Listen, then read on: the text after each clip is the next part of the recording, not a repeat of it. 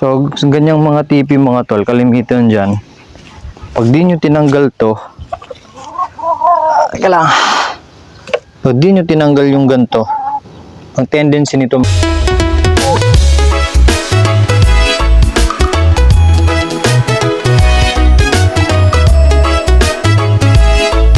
mga tol, pag naulan, may stakan ng tubig, 'di ba?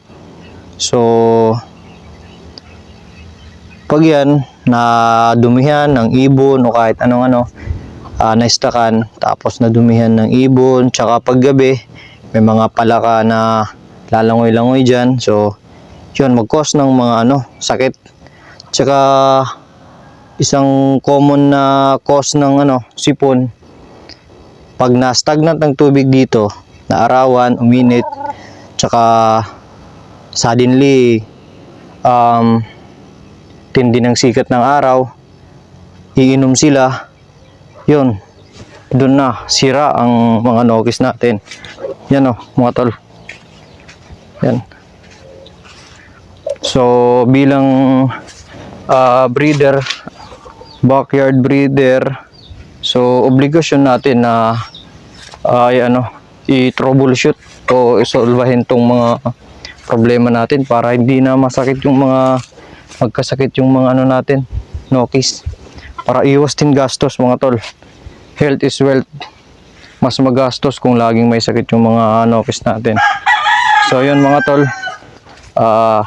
i-troubleshoot natin to, try natin. So yan mga tol, tara.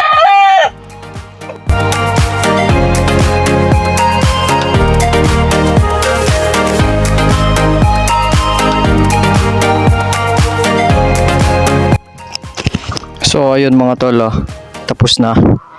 Yan tingnan nyo. So may butas na.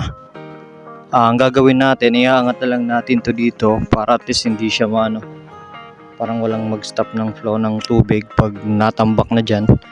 So gawin na lang natin sa lahat ng TP. So ayun mga tol, tara, let's go.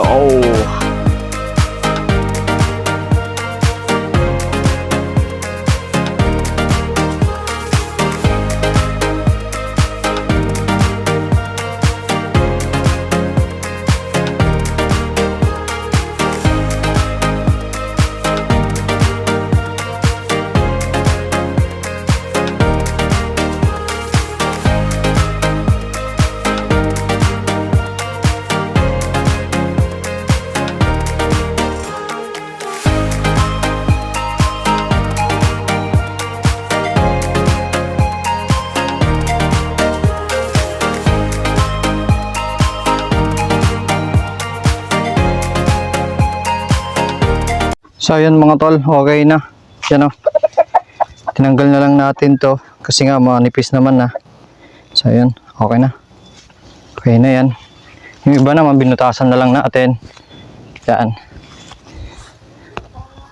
So tasted naman niya. Yan ito. Ito naman may butas na to So iniangat na lang natin yung TP para at least pag mag-stuck yung tubig, dadaloy lang. Yan. Ito naman, binutasan lang natin. Yan. Yun. Ito.